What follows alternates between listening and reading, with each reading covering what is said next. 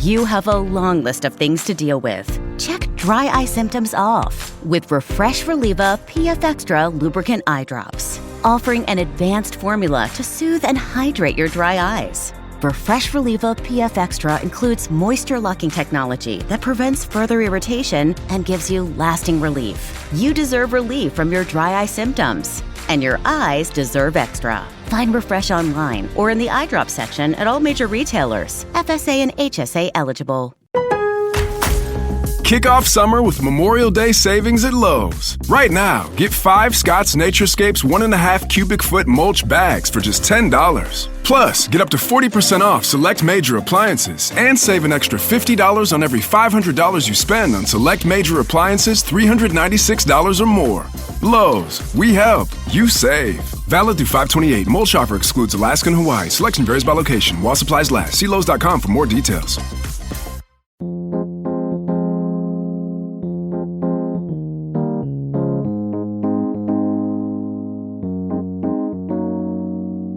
All the way back in 2003, over 22 years ago now, which blows my mind, my now wife and I, she was my fiance at the time, we went on a 5-week backpacking trip around Europe, with one of our stops being the beautiful Bavarian city of Munich, Germany. This was during the month of July, so beautiful weather and a good number of tourists, though nothing like what I imagine Oktoberfest is like. We had very little money back then. We were just college students. I was just out of college. She had 1 year to go. And we were mostly staying in youth hostels, which was a very interesting experience I could tell about later. Anyway, our hostel in Munich was just a short walk from a huge beer tent.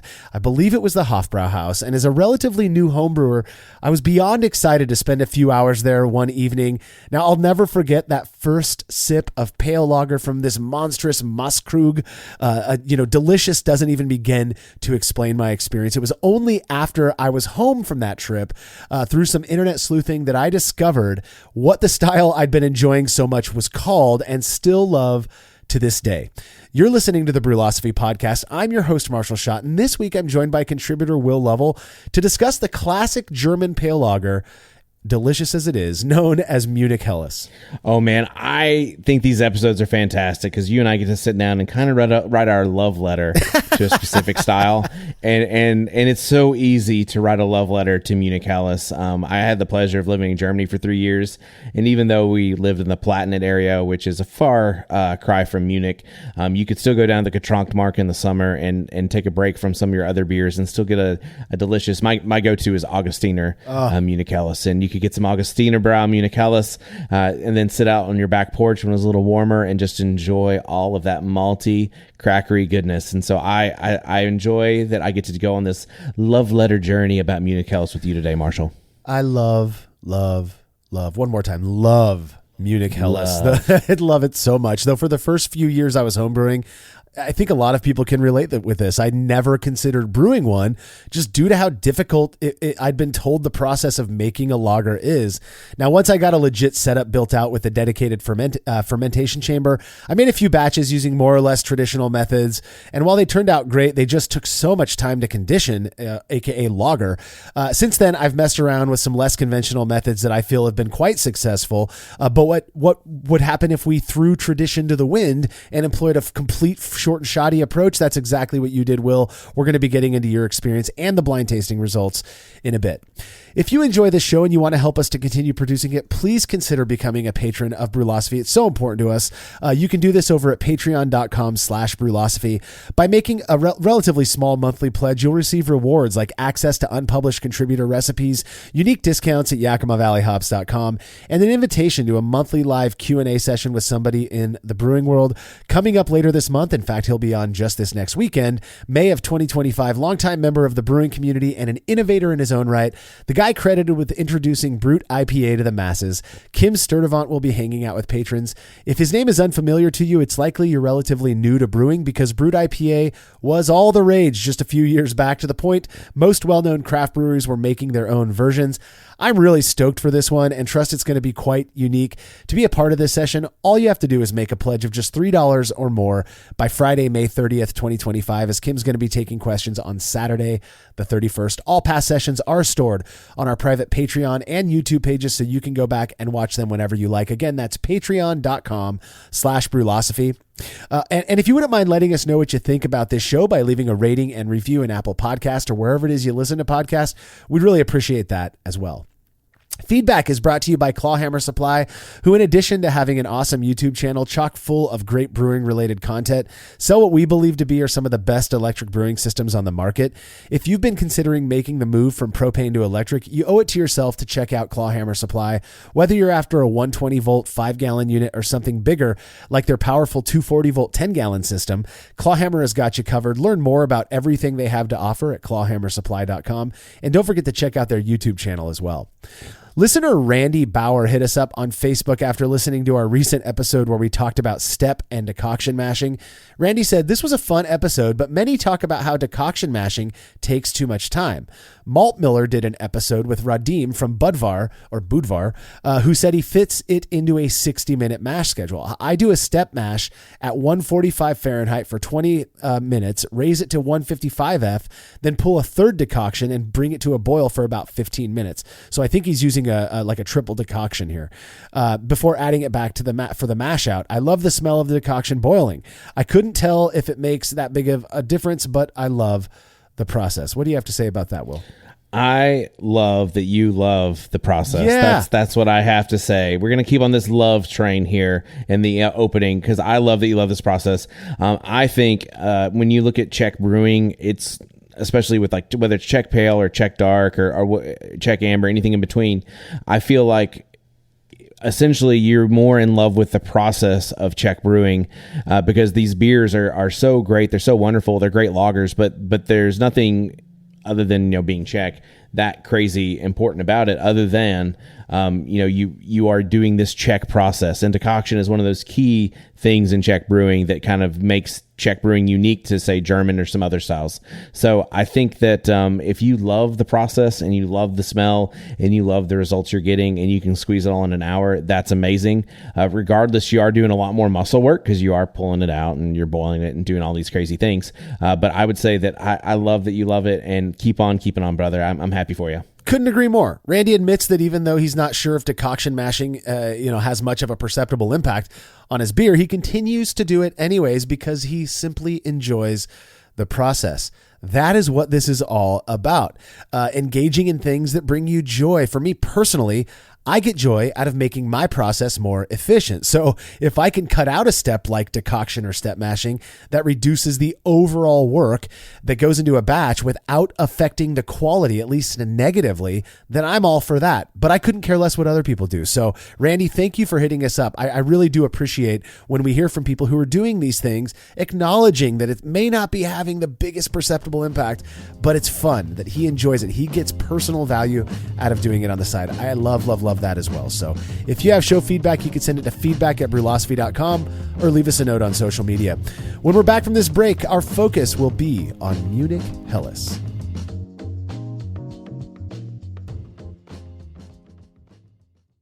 I'm no tech genius, but I knew if I wanted my business to crush it, I needed a website now.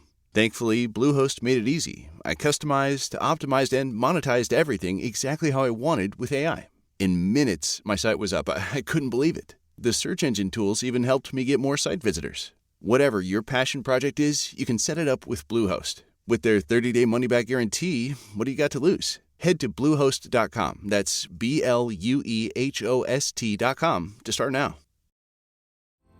Chilling work can be a chore, especially after a long brew day, but not with the Exchillerator Counterflow Chiller, which can chill a 5-gallon or 19-liter batch of wort in 5 minutes or less, leading to a strong cold break and clear wort in the fermenter. Brulosophy's Matt Del Fiacco uses the Exchillerator Max and absolutely loves it. In addition to improved chilling efficiency, every Exchillerator comes with a 5-year warranty that covers the entire chiller for manufacturer defects. If you're looking to up your chilling game and a CFC is right for you, head over to Exchillerator.com today. As every brewer knows, the best beer requires the best hops, which Yakima Valley Hops provides fresh from the source to brewers around the world, carrying everything from classics like Cascade to modern favorites like Galaxy and Mosaic, as well as other ingredients and gear. Yakima Valley Hops has it all. And don't forget to check out their new podcast, The Late Edition, where the YVH crew goes into depth on our favorite plant with industry experts. Head over to YakimaValleyHops.com now to see all they have to offer and subscribe to The Late Edition wherever it is you listen to podcasts. Imagine you're a business owner relying on a dozen different software programs, each one disconnected, more expensive, and more complicated than the last. It can be incredibly stressful, right? Now, picture Odoo. Odoo brings all the tools your business needs into one simple platform. CRM, accounting, inventory, manufacturing, marketing, HR, and more. All seamlessly connected. Everything works together, giving you the peace of mind that your business is running smoothly from every angle. Odoo's open source applications are user-friendly and designed to scale with your business, saving you time and money. Say goodbye to juggling multiple platforms and hello to efficient, integrated management. Stop wasting resources on complicated systems and make the switch to Odoo today. Visit odoo.com, ODOO.com. and discover how Odoo can simplify and streamline your business operations. Odoo, modern management made simple.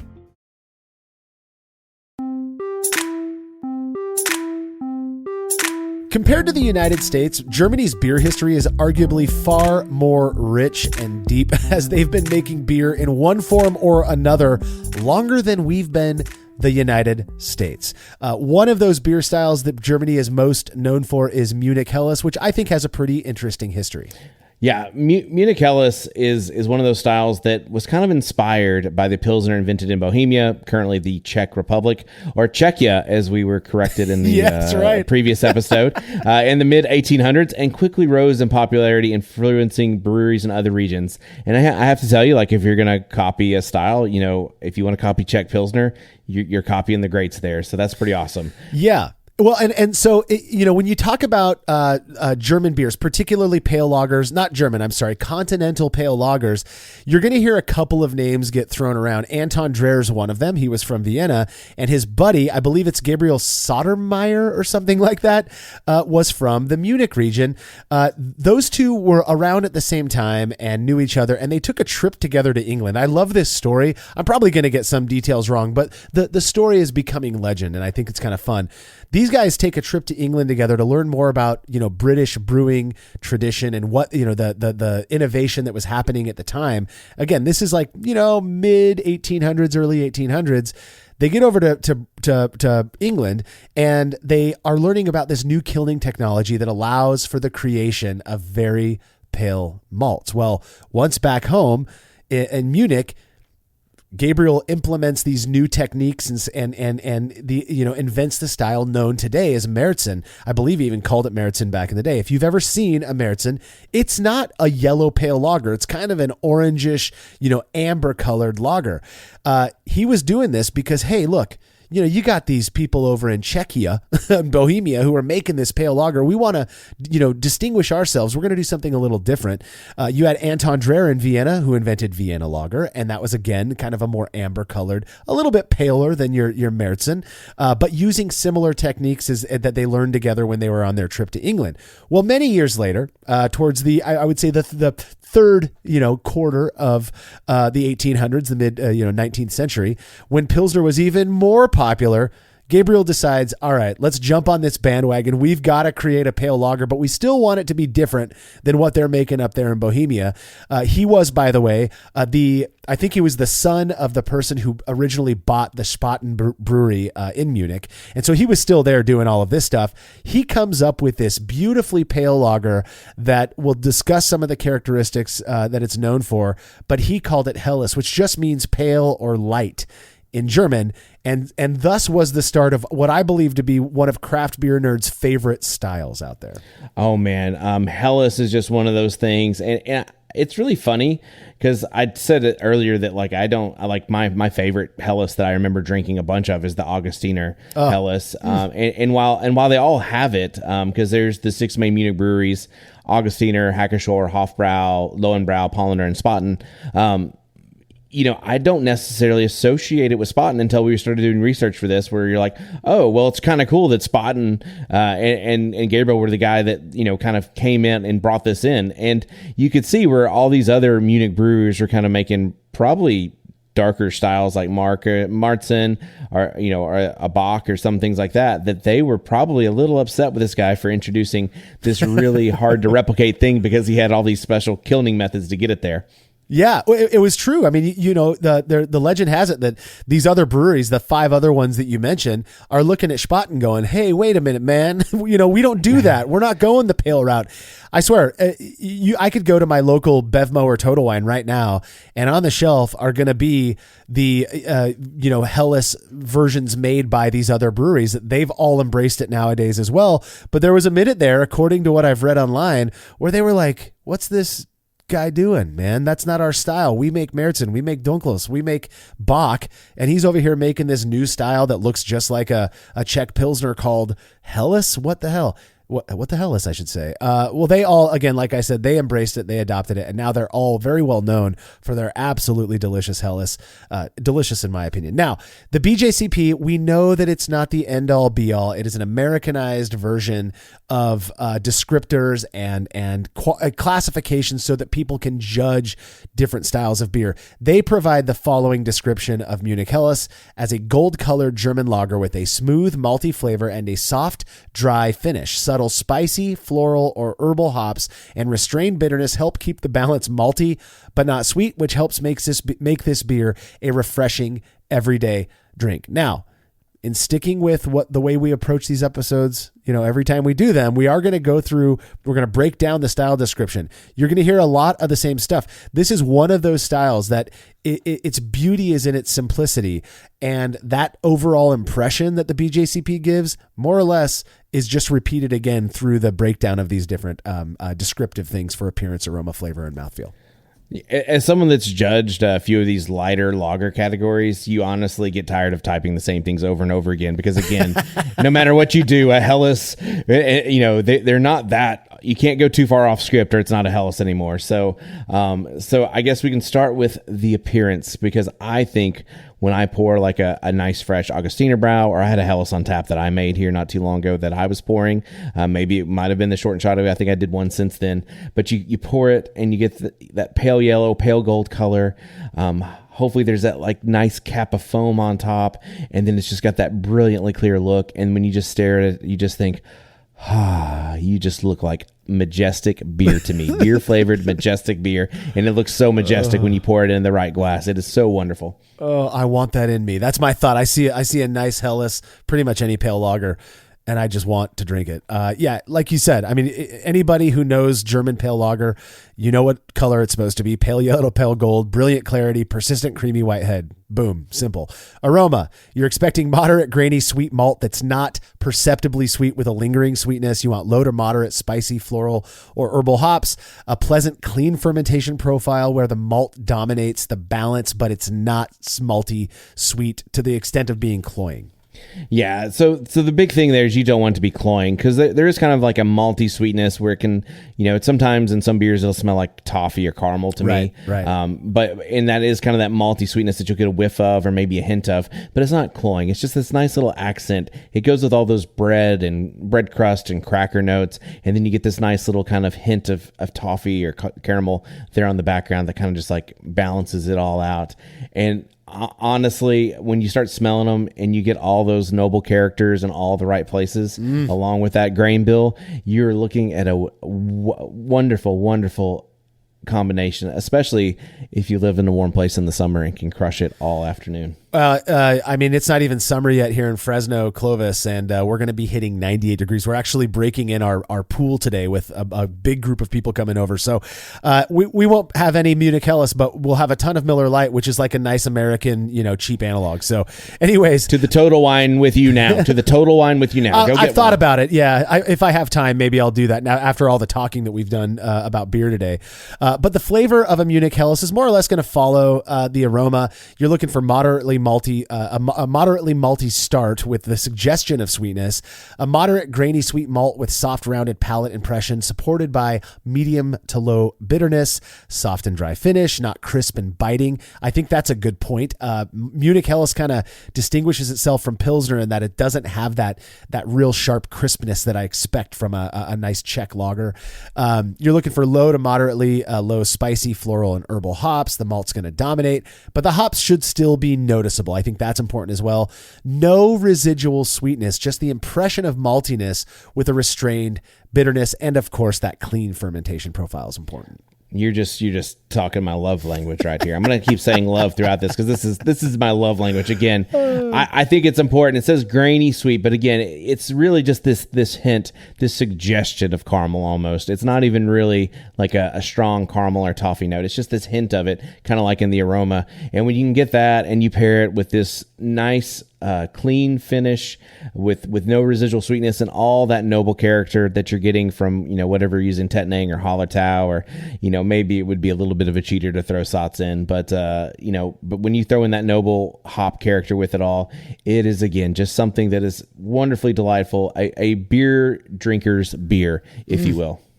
God, yeah. A pale lager that's accepted by, craft beer lovers and, big beer haters of all sorts. So, the mouthfeel of this, you're looking for medium body. I'd say medium to medium light body is appropriate for the way that I would define the traditional versions of Helles, but that's me. Medium carbonation, again, I would go medium to medium high carbonation, again, given that the fact it's a German pale lager. Smooth, well lagered character. This is your kind of classic German pale lager. I mean, it's absolutely delicious. And again, its beauty is in its simplicity. In terms of the vital stats that are provided by the BJCP, so if you're competing, you're kind of aiming to hit these numbers.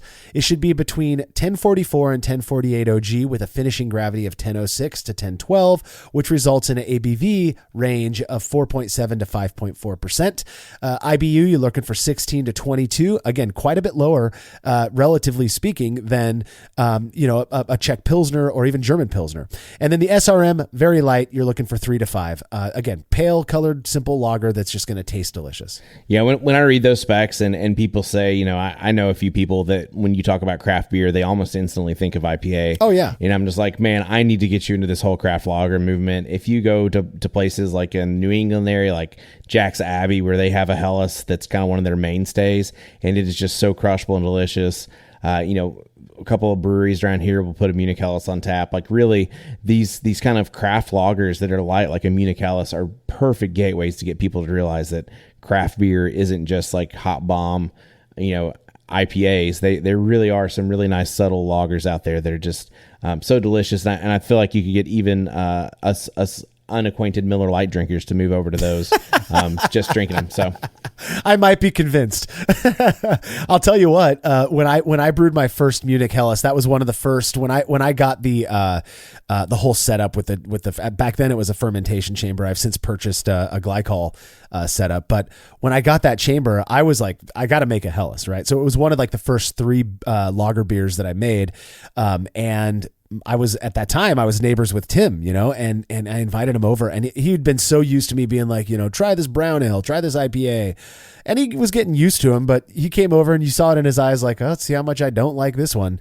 He was taken aback with how delicious that beer was and was like, man, why aren't you making this every single time you brew? That is how approachable Munich Helles is. And part of the reason I think so many people find it so appealing. Now, the ingredients, traditionally that are going to be used to make this style of beer, it's pretty doggone simple. Continental Pilsner malt, usually at 100% of the grist. Hops are going to be classic German hops, typically of a noble variety. So you're looking at like something like Hallertau Mittelfrüh, Spalt, or Tettnanger. You could probably get away with Satz, though. Considering the history and the genesis of Munich Helles as being kind of an answer to Czech Pilsner, I would say stay away from Satz. That's what those Czech people are using. In terms of yeast, a clean lager yeast strain. I mean, most of the 6 breweries in Munich have their own strains that they're associated with. And, we've got local labs that have isolated those cells and prop them up for us to use in our beer. My favorite is the Augustiner, like you, Will. My favorite's the Augustiner yeast strain. I've had the most luck with that in terms of getting that beery character that I'm after. That would be Imperial Yeast L17 Harvest, and I forget what Y Yeast calls their version of it, but I do believe at least seasonally they put out a version of the Augustiner strain. Obviously, one of the most popular yeast strains you can use for this style is going to be the Weihenstephan strain, which is L13 Global or W3470. I believe White Labs calls theirs 830, WLP 830. It's insanely popular, and there are other lager yeast strains that you can use to make this style very successfully. Yeah, you look at that, like Continental Pilsner Malt. I'm thinking Weirmann Pilsner Malt or something along those lines there. And then you throw in that noble character from the Hallertau or Tettnanger, especially Tettnanger, and then that beery aroma that I feel like you only get from using L17 Harvest or Augustiner strain. Like once you throw all those things together, like to me, it's just like, I'm excited thinking about it right now. Like I really want something yellow and fizzy in my hand to just crush. So that's where I'm at. Yeah, I couldn't agree more. Now, obviously the ingredients are going to be fairly simple. You have to remember back in the day when Gabriel was, this idea of creating a low color malt through kilning because of this new process was just it was mind-blowing for them. So they're going, man, look what we can do now. But nowadays we view it as just it's easy. I can just run to the brew store and grab some Pilsner malt. It's easy. So it's a very simple grain bill. I think where the complication comes in part just because it's a lager beer, is the brewing process. So for a Munich Helles, in terms of water chemistry, I think there's some leeway here. I do tend to kind of prefer a higher sulfate to chloride ratio, but because of the fact that this beer isn't known for being terribly crisp and biting, I think I see a lot of people who use either a balanced chloride to sulfate ratio, or they'll go with a little bit more chloride to sulfate just to emphasize that kind of rounded maltiness and soft mouthfeel. Well, first of all, Marshall Reinheitsgebot, so you can't change it. There you just you have go. to deal with it. Right. That's the thing here. Like if you're abiding by the real Reinheitsgebot, you can't modify your water. So you're just stuck with what you got. But if you seem to be a little bit more throwing caution to the wind in the face of tradition, I usually go a little bit higher sulfate to chloride, just because I like to have a little bit crisper, but I do try to keep it within that kind of almost just a little bit above balanced, a balanced water profile to me. I don't typically favor chloride in much of my water profiles, so I'll usually go balanced to slightly favoring sulfate. Yeah. Now remember that, this was the 19th century that we're talking about here, when malts were not as hot as they are today, right? So in order to get the conversion out of the mash that they, from those malts that they really needed to make these beers, they would employ very unique mashing techniques, which are called decoction mashing or even step mashing. But I think, for the most part, decoction mashing was more common because it really did allow for better conversion, which and improved attenuation. So these beers were a bit more predictable and they got the strength out of them that they were looking for. So again, if you're taking a traditional approach, you're going to employ one of these methods. Our very own Jordan Folks continues to these days, whenever he's making a German lager, for the most part, is going to employ a step mash. That's just what he does as a matter of course, because that is the traditional way of doing it. In terms of a boil, you're likely going to lean into that longer boil duration, maybe 90 minutes, to achieve adequate isomerization of alpha acids, but mostly to reduce the risk of DMS, dimethyl sulfide, due to the use of the high proportion of lowly kilned Pilsner malt. We know that there's more SMM in that, that's the precursor to DMS in those Pilsner malts. And in order to get rid of that, according to what we've been taught, you got to boil for longer than 60 minutes, and that's usually going to be about 90 minutes.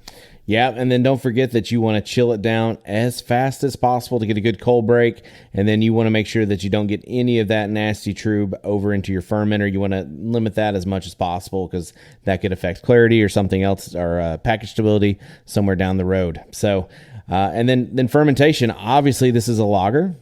So we're going to do it. We're going to do it chill, right? So we're going to go to that 48 to 52 Fahrenheit, 9 to 11 C. I know Jordan's talked about going even a little colder on some of it. So you might even go a little colder depending on who you are and what you like to do. Yeah, I actually have a buddy who regularly, at least he starts off his lager fermentations with huge pitches of yeast. That's kind of a thing you got to do with lagers if you're going to ferment it this cool at 46 degrees Fahrenheit, which is about 8 degrees Celsius. I mean, that's pretty doggone cold. But again, the belief there is that you are going to do that cold temperature is going to absolutely restrain any ester development. And then the reason you pitched such a big slug of yeast is to give it the biggest fighting chance to get in there and reduce lag and not be stressed out to the point that it does produce other undesirable off flavors. So a nice cool fermentation temperature, at least for the first week or two of fermentation. You'll hear of some people using what they call a diacetyl rest. They bring up that temperature to maybe 55 to 60 degrees Fahrenheit. Or that's like 13 to 15 C or so. And that is just to drive off any diacetyl that was created during the fermentation process. And then, of course, they're going to reduce that temperature back down, usually gradually, to as low as about 32 degrees Fahrenheit or 0 C. Because of the alcohol, it shouldn't freeze on you. And then that's when you start the lagering phase. I believe most people traditionally will batch lager, or they'll package and lager as an alternative as well. So, are you going to have to find this beer? Do you filter this beer? Well, you don't really need to in the traditional sense because you're relying on time to clear these beers up. So they should be, a good Munich Helles should be well lagered. You're looking at 6 to 8 weeks of lagering time, brilliantly clear. And again, this is going to be traditionally achieved through that lagering process, not filtration or fining, which you couldn't use if you're following the Reinheitsgebot anyways. And if you're a purist, you have a lagering cave, like a real cave under your house. Under your house, you got to dig it out. Yeah, you have to be. If you're a purist, that's what has to happen. Like we know this, so we're to be pure. You can't adjust your water. Just keep that in mind. And you need a lagering cave if you're a purist, and probably no thermometers anywhere during this process would be also very pure and simple if we're going through it. Although I think thermometers invented in the 1700s, this style came around in the 1800s, so maybe they had thermometers at some point during this. But if you're a purist, you need that lagering cave. That's all I'm going to say. I mean, you've heard the term Steinbier or something like that are made with like hot rocks and they boil it with the hot rocks. Who knows? Yeah. They probably made something Helles using that method. Oh man, that'd be a great experiment. Helles made with hot rocks. There's my next experiment. See how that goes. See what kind of caramelization we get. Now, packaging, carbonation, you can naturally condition or force carbonate. I'm assuming Germans traditionally would have used Spunding or something along those lines, where they would have probably capped it off somewhere during fermentation, right, or added a little bit of fermentation back to get that CO2 to go in there. Right. But for me. Krausening, yeah. But for me, I'm going to probably force carbonate it in my kegs, and you're probably shooting for around 2.5 volumes of CO2. Again, you want to kind of get that medium carbonation level going for this whole beer. And at this point, you should have some malty goodness with that noble character, that golden color, and you should be, probably hitting that keg over and over and over again. Because I know the last one I had on tap floated really fast. Munich Helles is like one of the 3 styles of beer that I make that once it's in the keg, it's gone like within a week because everybody wants to drink it. In fact, it's one of the styles I'm going to make first when I build out my brewery here in the next couple of months, because I'm going to invite local neighbors over here that I've only said hi to, but it's such an approachable style. Now, here's the thing. It's not a Helles unless you serve it in a Maßkrug, which is a 1 liter dimpled, Stein type of glass. That is what you get when you go out to Oktoberfest or when you're in Munich, and drinking a delicious Helles out of that big old glass. There's nothing like it. The idea is that it's not a super strong beer anyways. It's not so in your face. You start sipping one of those Maßkrugs, the next thing you know, it's empty and you're like, wow, where'd it go? There's a hole in my glass. You don't really have to drink it out of that, but I do enjoy it. I've got a couple that is just fun to fill one up for a neighbor and like, here you go, buddy. It just feels so traditional. So there are some notable commercial examples. I feel like we've already gone over them, but depending on where you live, you may not have as ample access as I do, but I could go to the Total Wine right now and pick up the Hofbrauhaus Helles Lager. They oftentimes will will have Paulaner, what they call the Munich Helles. And then obviously Augustiner Brau's my favorite lager beer Hell, is absolutely delicious. Try these out to get an idea of where your aim is going if you're going to brew this style. I'm pretty sure all of the 6 Munich breweries have some form of Helles, and then you can start getting into some interesting kind of offshoots. Like I know Schlenkele has their Helles that's kind of like a smoked offshoot where they don't use any smoked malt, but they use like yeast from their smoked beers. Yep. And so I think there's some really other cool examples. And then sometimes you can find some really good local examples. Again, this is I like to drink it fresh. When you're in Germany drinking it out of a Maßkrug at some beer hall, like usually that experience, partially because like the sum is greater than the parts. Yeah. So part of it's like you're in a beer hall, you're in Germany, and you're drinking this delicious beer that's fresh off the tap at this, potentially, where this beer was made just down the road. And so that's probably going to be a better experience anyways. But I feel like sometimes when the stuff travels over here, it can get a little heat sensitive and things like that. So if you can find a place that's brewing it fresh and brewing it right, that's the way to go. Well, and to piggyback off of what you said about local examples, if you have the opportunity to try, Chucking Up Breweries, Helles, I think they just call it lager or something like that. There's so many great American lager breweries nowadays. Bierstadt, oh my God, they are making, Helles style lagers among other, continental lagers that rival some of the classic stuff, in my opinion. Give it a go. The problem is they're not that easy to come by, especially these days with the downturn in brewing in general. As such, I still regularly pick up bottles of these classic German examples a few times per year, and there's really something special about them. I mean, they're just so delicious. I've also had some luck brewing my own, but I've yet to go full bore short and shoddy like you did on a recent batch of Munich Helles, Will. Those results when we're back from this break.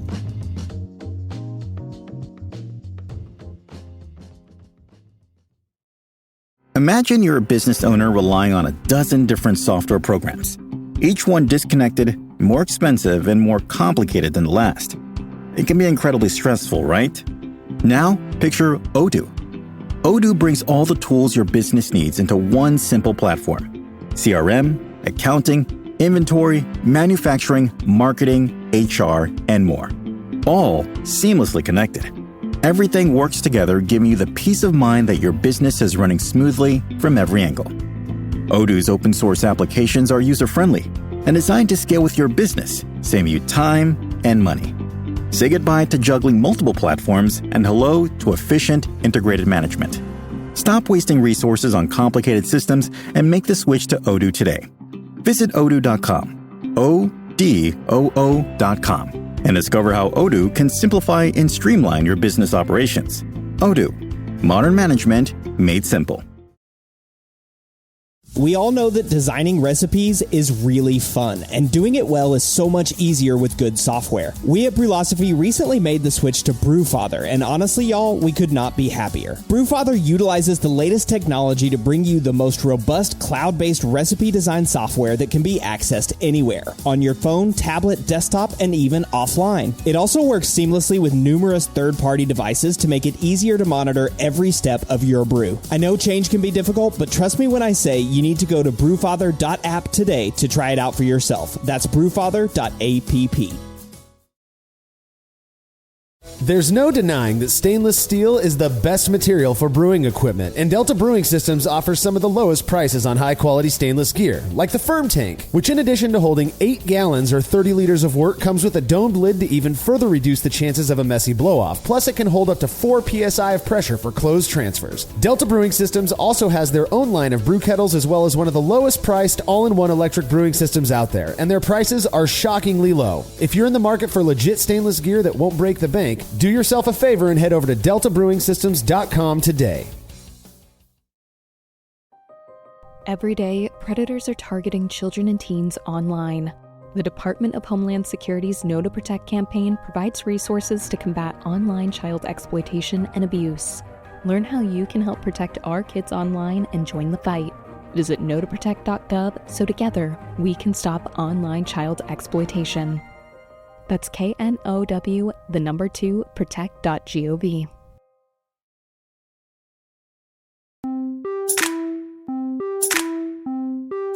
Of all beer styles, I'd have to say Munich Helles is one of the most revered by hardcore brewers, especially those who lean into traditional brewing techniques, techniques that you tossed into the old trash heap on a recent batch, Will. Yes, apparently my treachery knows no bounds, and this beer is perfect proof of it. I don't think I used a cave. I used thermometers. I definitely didn't follow the Reinheitsgebot. So here we go. Let's go down this treacherous trail of brewing here. So the night before, I collected full volume RO water, adding unmeasured caution to the wind amounts of gypsum and calcium chloride in the hope of achieving a slightly higher sulfate to chloride ratio. So I started out with RO, so I knew I needed to add something to it. And so I just kind of did a pinch of this, a pinch of that, and kind of hoped for the best in the spirit of the Marshall Shot method of water treatment. Well, I mean, here's the thing, Will. The reason I do that it's not to go willy-nilly. It's, look, if you know your water, I've brewed over 500 batches of beer using the water that I did at the old house. And I just knew my setup. I knew my routine. I knew what was going to happen. So I kind of had an idea of how much stuff I needed to add, salt, gypsum and calcium chloride to get where I wanted to be. I'm not suggesting, even if you're going the short and shoddy route, that's just kind of a fun thing that I do, for this series. You can measure out your stuff, do it. I typically do. I know this is not required, but I wanted to get the full experience because I'm doing a Helles, which is a very, very subtle style, so to speak. And so I really wanted to kind of be a little more caution to the wind here, a little more of a trampling on tradition kind of thing. Piss people off is what you're saying. Yeah, I just really wanted to piss a lot of people off, including myself. There we go. And so I did a full volume. Basically it's brew in a basket, brew in a bag, 5-gallon batch is what I was shooting for. And so I basically had my water heating up overnight, woke up the next morning a little late, about 9:30 a.m., got started. Keep in mind, this is on a 110 volt system, so things aren't going to go super fast. But I did use a grain bill of 92% Pilsner malt, a touch of Munich malt, 7%, and then 1% of melanoidin malt, so I could, or as I like to call it, decoction simulation here. That is my understanding, at least these days, is that most people who use melanoidin malt are just trying to get that quote, Maillard reaction that you would, flavor from that you would typically get from a decoction. We haven't been able to show that a decoction impacts flavor much at all. And anytime that I've ever used melanoidin malt, I've either not noticed it or didn't like it. So I don't use melanoidin malt. I would prefer to use a little bit of Munich malt as well. You went with 7% Munich malt, not a huge charge, but when I make Helles, I don't use any of that stuff. I go 100% Pilsner malt. What was your thinking here? Were you just trying to kind of get a bit more of that impression of malt sweetness or what? Yeah, that's pretty much it. Because you want that, like I've had some good examples with, again, that whisper of toffee, that whisper of caramel is kind of what I get. And I've even had some Czech Pilsner that have that kind of wisp of caramel and toffee. And that was what I was really trying to go for, is that little wisp there. Somewhere between the Munich and the melanoidin, I was going to get this whisper of toffee. And again, 7%, it's not a huge amount since it's 92% Pilsner malt. I promise you all that delicious cracker and bread crust is all going to be there, I promise. But again, just a little bit of a whisper in there to get that hint of toffee, caramel, malt sweetness without being cloying. Makes sense to me. Now, so you already talked about how you went willy-nilly with your mineral additions and we talked about the grain bill. Where did we go from here? Obviously, we're not going to just guess what the mash temperature is going to be. We're measuring that and using a calculator to predict that. But tell us a little bit about your mash. So mash was just a simple single infusion, kind of 152 Fahrenheit 67C. That's kind of my default. Again, it's right there in that nice little beta amylase, alpha amylase range. If you're going to do a single infusion, you'll pick up a pretty good chunk of both. And so I just kind of default there. There was no real extra thought involved in it other than just that's kind of when I turn it on, that's what it's set to, and it's real easy to get to. And so obviously this is not going to be a good Helles because you didn't decoction or step mash it. So carry on. Tell us what other blasphemous things you did to this beer. Oh yeah. I mean, we got the water treatment. We checked that off the anti-Reinheitsgebot movement that Will Lovell starting.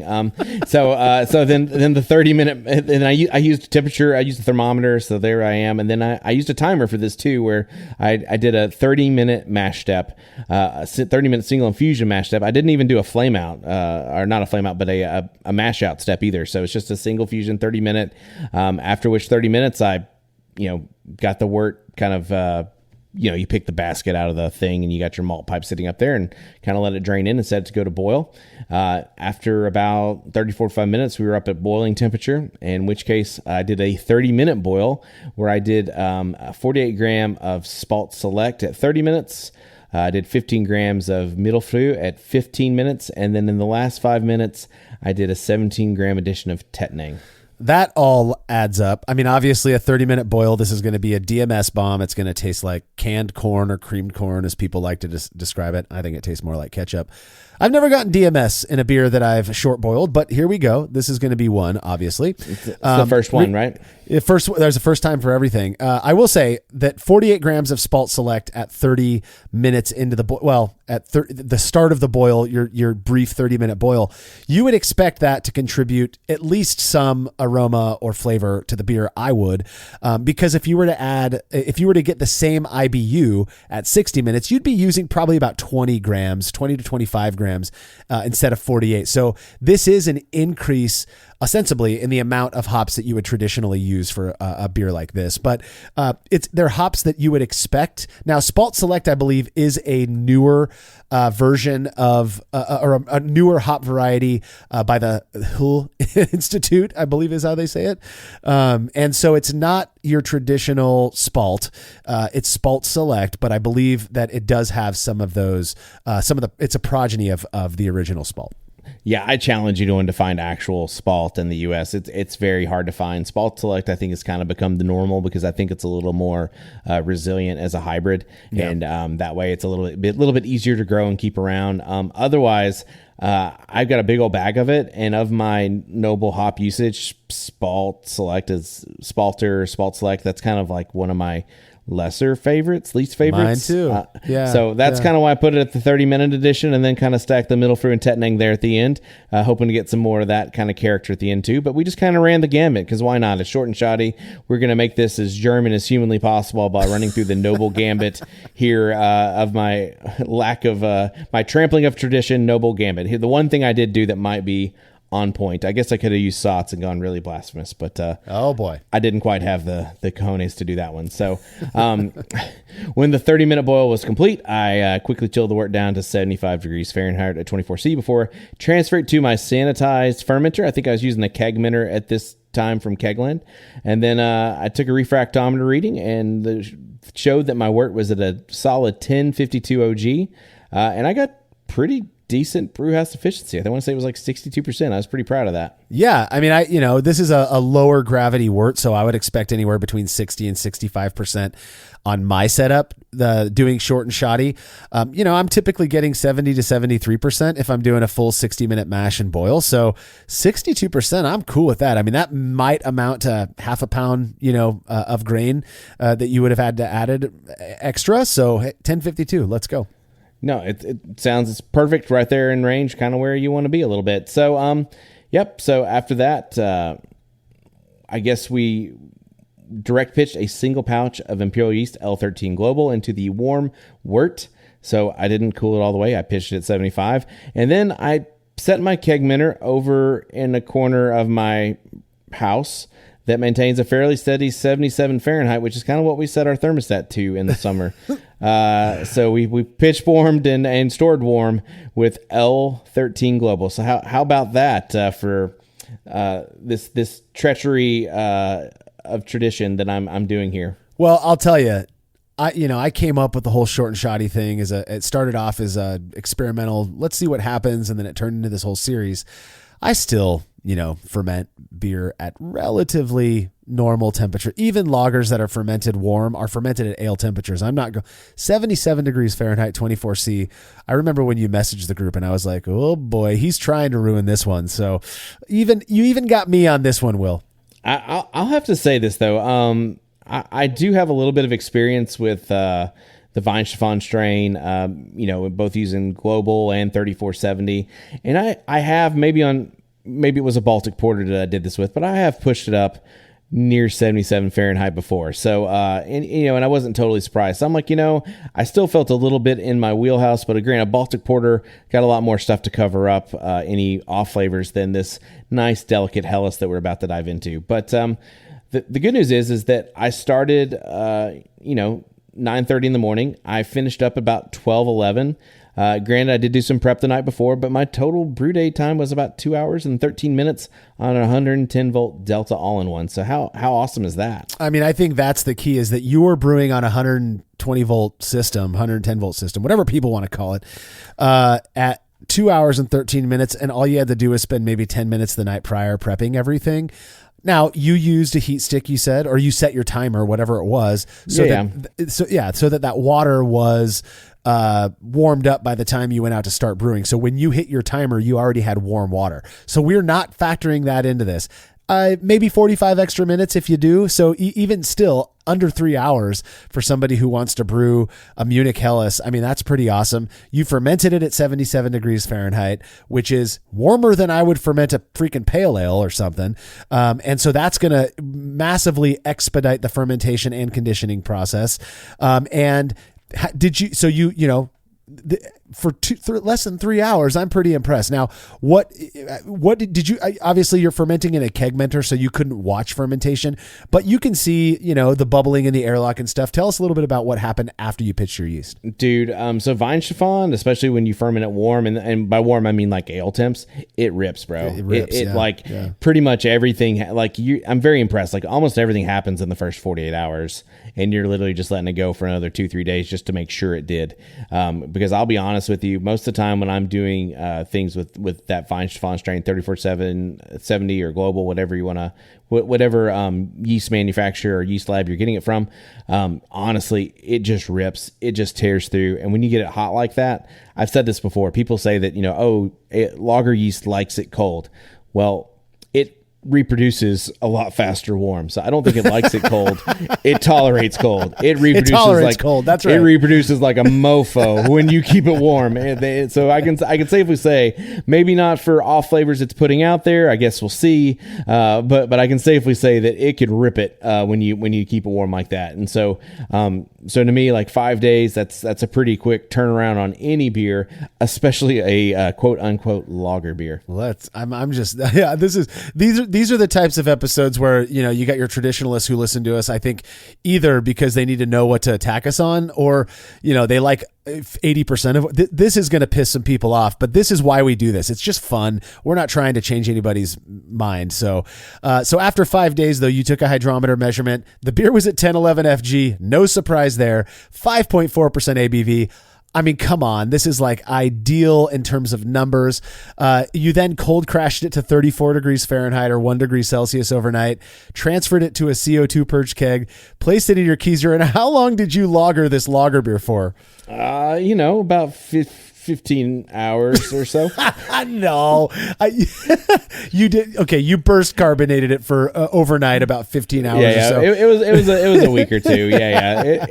It wasn't, we burst carbonated 15 hours, purged it. And then, about a week. I mean, a week lagering. That's pretty good for me, I think, it's what I do with every beer. Yeah. It took me that long just to get the cave going. That's there all you go. There you go. You're still working on dig that. The cave. Yeah. Yeah. All right. I'm looking at the picture of this beer right now. Pale gold, decent clarity. It looks like I'm seeing a little bit of condensation, which is difficult to if you're wiping off the condensation, the 5 seconds it takes to set up your camera, it can come back. So, but the clarity to me looks good. Nice stark white cap of foam, looks to be fairly sticky. Would you say that that's a fairly decent description of the way it looks? Yeah, I would call it sometimes it's homebrew clear where you get like just that slight haze. Like it's otherwise you're not quite reading the newspaper through it, but you can at least make out that there are words. It was that kind of clear, you know what I mean? So it wasn't like the most crystal clear beer in the world, but for me not doing much to it, I thought that was a pretty great representation. And then that cap of foam on top, again, when I'm looking at the picture, cap of foam, just that golden color, it just looks like a beer flavored beer that you want to crush. Yeah, it's gorgeous. So tell us about looks the part. Yeah, and it does look the part. And like I said earlier, there are certain pictures of beer that I look at and I'm like, oh, that looks like a good beer. And then there are beers that I look at and I'm like, I got to get that in me as soon as possible. And that's how I feel about this photo. It looks so refreshing.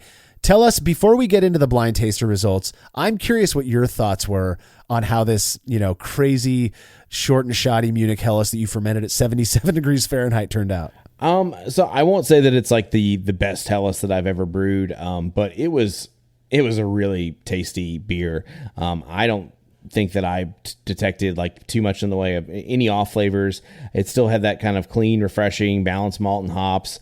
If there was one thing that I thought it could have been a little bit, and maybe this is just bias and knowing what I did, I think I could have done a little bit better adjustment on my water profile. And if I would have done a little bit more measured amount of sulfate or something, then maybe I would have hit it a little bit more on what I wanted to do. But overall, great beer for a 2-hour brew day and cutting all the corners. I can't say that I can knock it down too much. So, my biggest hang up is the 77 degree Fahrenheit fermentation temp.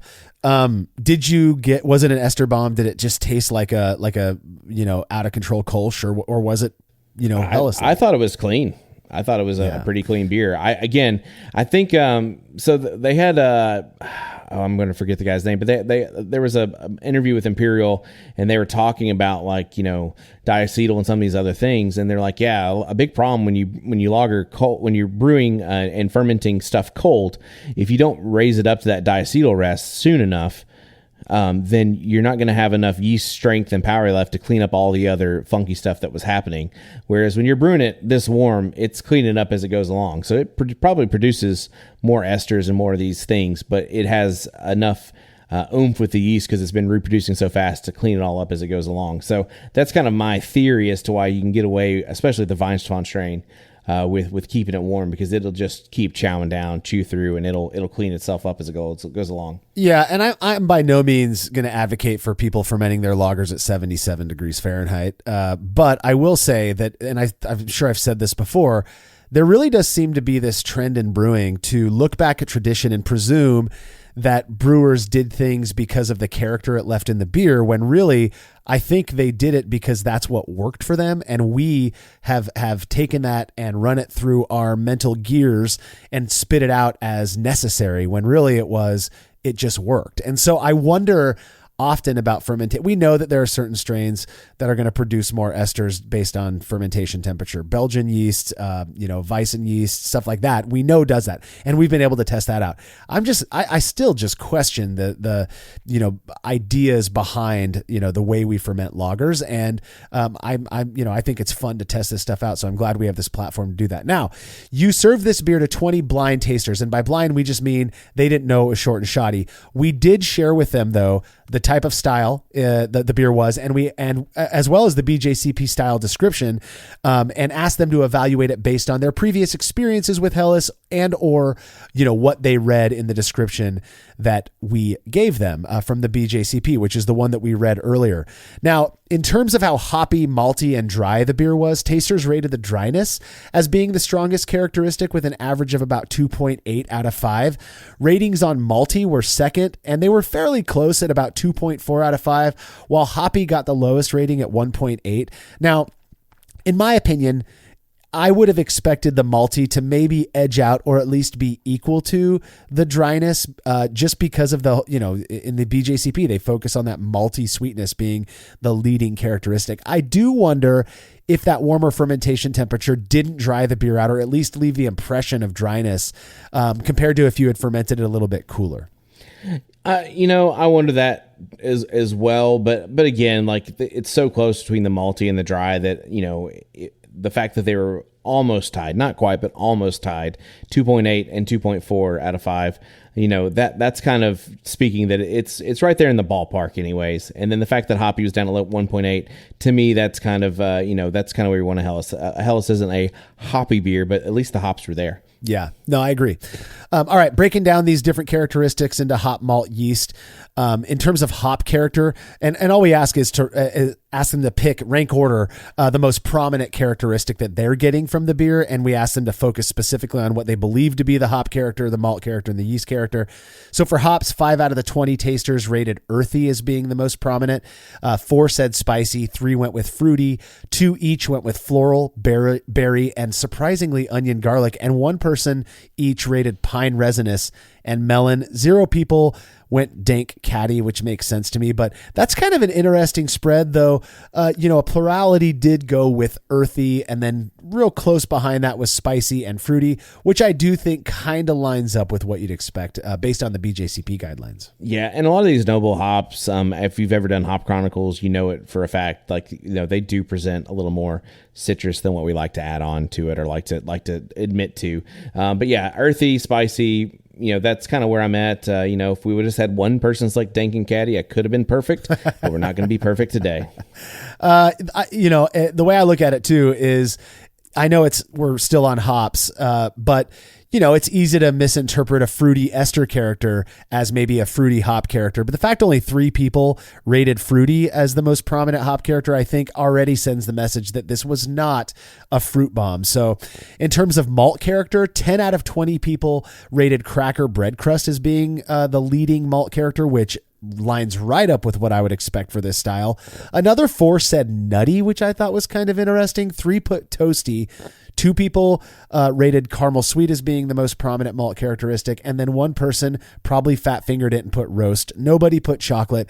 So to me, again, you've got the majority of people are saying that cracker bread crust is the most prominent malt characteristic, which is what I would expect. Yep, cracker bread crust right there, spot on.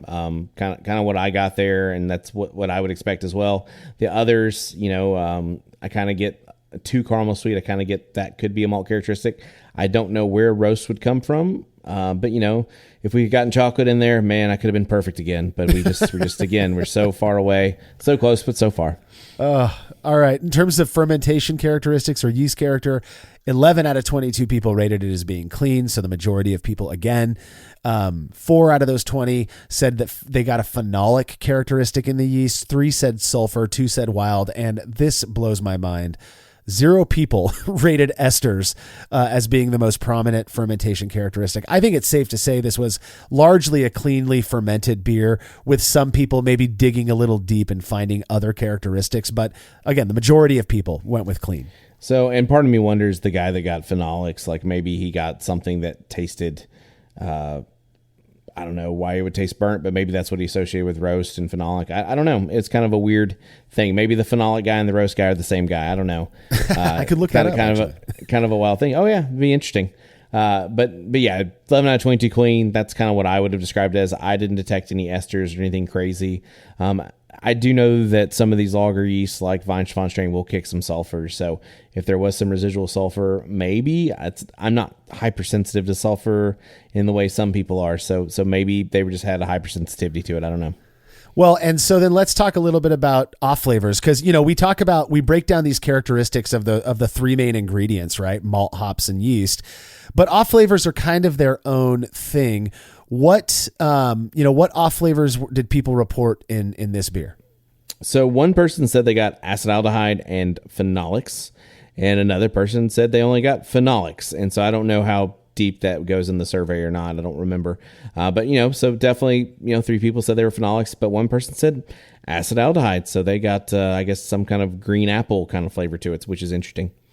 Yeah, I think that's kind of an easy go-to if you're a kind of a craft beer nerd or a home brewer who, and I'm not trying to judge anybody, I've been in the same shoes, who feels like your job is to find the off flavor.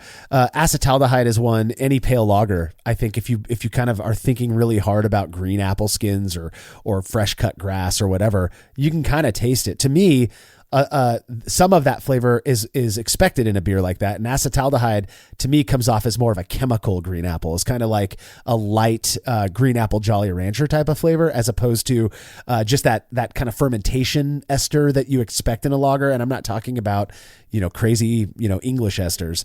But all yeast are going to produce some level of esters. To me, that's perfectly appropriate. Real quick, I wanted to cut back. I did go look at the data.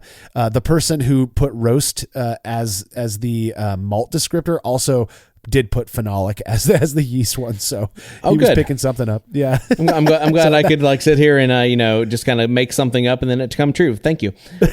It totally tracks. Yeah.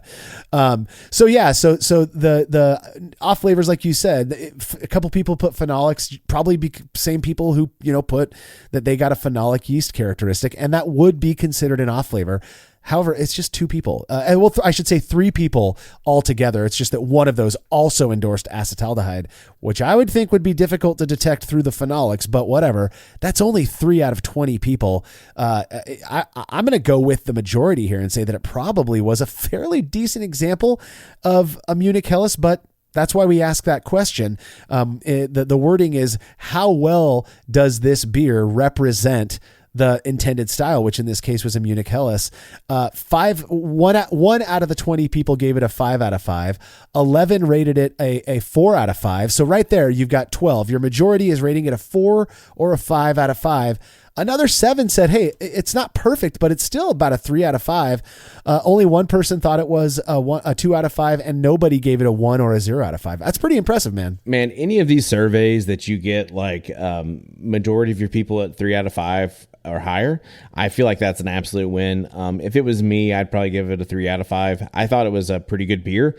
I don't know that it was like any world-class example of Munich Helles, but if you got it served at a brewery, you wouldn't send it back. So that's kind of where I was at. Well, I was in a conversation with somebody a couple years ago, and I like the way that they characterized this question. I'm with you. If the vast majority of tasters of a short and shoddy beer that I'm giving them, they don't know it's brewed short and shoddy. They just know that I brewed it, and I always tell them, be as honest as possible. You can't hurt my feelings. If the majority are going to rate it above a 3 out of 5 on a 0 to 5 scale, that to me says this is a pretty decent representation of what I was going for. However, and this is what the conversation entailed a couple years ago, a friend of mine tells me, well, I would probably say, though, that, in speaking of world-class examples that are going to win awards if you compete with them, that's probably going to be 4, but mostly 5 out of 5 in terms of that's what you would hope for. A 3 out of 5, you're looking at maybe like a, 35 to 42 point beer, in a competition, which I think is pretty doggone cool. And the fact that you fermented this at 77 degrees Fahrenheit and they still thought that it more or less fit the style, pretty awesome. Now, the next question we ask, we basically say, now ditch the whole BJCP guidelines and rating these relative to that. What do you think of this beer just in general? Do you like it or do you hate it? 4 out of the 20 people gave it a 5 out of 5. Another 8 gave it a 4 out of 5. And another 8 from there gave it a 3 out of 5. Nobody rated it a 2 or a lower. So 100% of tasters rated their preference of this beer, their enjoyment of drinking it, a 3, 4, or 5 out of 5. Man, you fermented this at 77 degrees Fahrenheit. That blows my mind. I think it's really cool. Well, we didn't do the lager cave. We used thermometers. We treated our water very willy-nilly, but we treated it still. We did a really short mash, really short boil. And then the fermentation temperature is probably the biggest sin committed in all of this. And we still came out with a drinkable, enjoyable beer. That's kind of, again, I don't think it's not the one I would pick in a competition to come home with gold if I've submitted better Helles out there. But hey, I'll take it. Anytime you can get this delicious yellow goodness on tap and it looks that pretty and tastes that good, then you might as well, just tear through that keg and go for it. Well, and that to me is where this, I think the short shoddy approach really comes in handy. Let's say you get a call from a friend who says, hey man, next weekend we're having a party at my place last minute. Can you brew a batch of your delicious Helles? You know what? Normally that takes me 2 months to do, but let me throw a batch together. Nobody there is going to be, maybe not nobody. There's going to be that handful of nerds who just want to evaluate. They're going to drink this beer and find it perfectly enjoyable. And I think that's really cool to know that you can, approximate this classic, arguably convoluted style to make. You can approximate it with a 3-hour brew day, ferment it way too warm, and turn it around in a week, and people are going to enjoy it. I think that's really cool. That's kind of my overall takeaway from this. Now, we did get one reader comment. Ron says, after this and many other experiments, I no longer worry about warm fermenting a lager. This time of year, my basement is getting up into the low 60s. If you can do one at 77 degrees Fahrenheit, I won't sweat 65. Amen, Ron. I mean, that's kind of my feeling about this as well. Yeah, that's where I'm at. And if I ever tell you to worry about something, the guy that'll ferment a lager at 77F, if I ever tell you that there's some part of the brewing process you need to worry about, maybe you want to listen to it. That's all I'm saying. Like contamination, maybe? Contamination, treating your water, those kinds of things. If I say it matters, then maybe you want to listen. Cold side oxidation. But as far as fermentation temperature, I don't think I've ever pushed fine chiffon over 77. I'm sure it probably has fluctuated up close to 80 or so, just because the way fermentation works, you don't have control over the whole thing. But I would be very, very nervous if I got above 80. But 77 apparently is my highest tolerance point, I guess.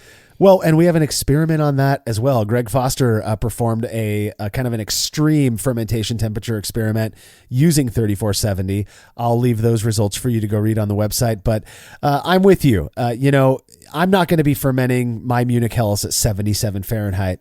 I'm probably going to hold it at about 66 degrees Fahrenheit or 19 degrees C because that's worked so well for me. I will be using the Augustiner strain because I just like that better than Weihenstephan for this style in particular. But I mean, it sounds like yet another successful short and shoddy. And for those who are comfortable, not abiding by strict tradition, this may very well be an approach that you can implement in your day to reduce the amount of time you spend brewing, allow you to make deliciously crushable, clean, pale lagers. And you might have to worry the first time, but I think as you continue to do this, you'll start to experience what Will and myself and other Brewlosophy contributors have, which is, man, brewing is way more forgiving than I thought it was. Now, that does bring us to the end of this episode. I think we've covered quite a bit on Munich Helles and your attempt to brew one using short and shoddy methods. Will, do you have anything else to say before we wrap up? Well, I think we wrote a wonderful love letter to Munich Helles today. And I just want to say that, for those of you that are nervous about warm lager fermentation, give it a shot, give it a rip. I think that was one of the most revolutionizing things that I changed in my brewing process was warming things up a little bit to make lager brewing more approachable. And I think I've enjoyed my beer consumption a bit more ever since then because I do love these fizzy yellow beers and how crisp they are. God, I know. It's like I said, as soon as my brewery is back up and running, I'm brewing pale lagers for probably the first 3 or 4 brew days because that is what I want. All right, please go subscribe to The Brewlosophy Show over at youtube.com/@TheBrewlosophy Show, where Martin is putting together some really awesome brewing and beer content that we're confident you're going to love. And don't forget, you can click the link in the description of this episode to read all about this short and shoddy Munich Helles. The Brewlosophy Podcast is made possible by the generous support of our sponsors as well as all of our rad listeners. We seriously could not do this without you. Cheers to everyone who has subscribed and left a review of our show. It makes a huge difference. If you haven't yet, please consider doing so. Head over to brewlosophy.com/support to view a list of ways you can easily help us to continue producing this podcast. If you want a reward for your support, visit patreon.com/brewlosophy. Thanks again for listening. We'll be back next week with another episode of the Brewlosophy Podcast. Until then, think beer. Start off the morning with some hot tea, lemon and honey cause it suits my throat. Put some herb in the bowl, yeah, it's homegrown. Ain't gotta go through no